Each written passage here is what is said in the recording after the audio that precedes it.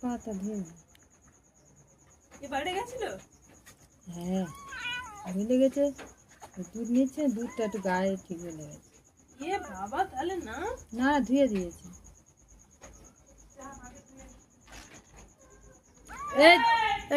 ধুয়েছে রে, বেশি কথা বলিস কেন?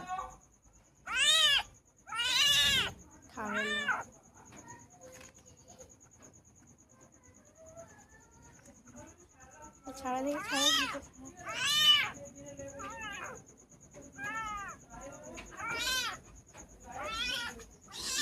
আরে বাবা ধুয়েছে বলছি।